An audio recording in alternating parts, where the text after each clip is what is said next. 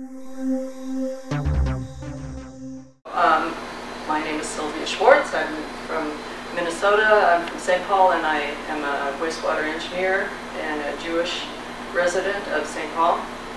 And I want to talk about why Minnesota should divest from Israel bonds.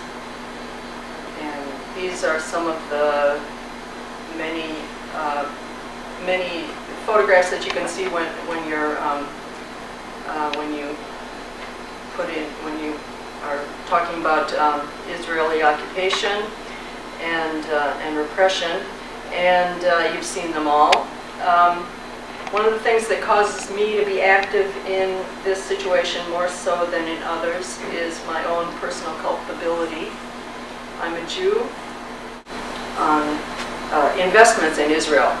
Investments in a state like Israel are not necessarily a good investment, but the U.S. subsidizes the interest, and what do we get in return? Get a lot of loss of credibility in the world. There is evidence that terrorism, that the 9/11 terrorists were compelled because of the policies of the U.S. government in favor of Israel, and there's evidence that the war in Iraq was started because of Israel. I want to give a very brief history of the end of apartheid South Africa.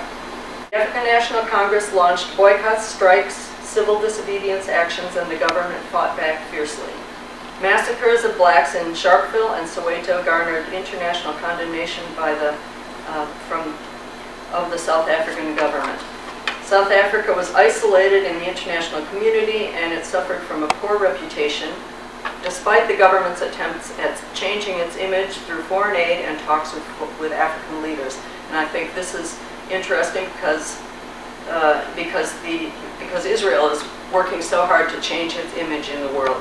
So in 2005, more than 170 Palestinian civil society organizations in Palestine and around the world issued a call for boycott, divestment, and sanctions against Israel until Israel complies with international law. MNBBC is a divestment campaign aimed at Minnesota state investments in Israel bonds. And so we are saying, as people in Minnesota, we want our money taken out of Israel's atrocities. And with this campaign, we hope to accomplish the divestment of about $18.4 million that Minnesota currently has in Israel bonds, and this amounts to about 1% of overall Minnesota investments.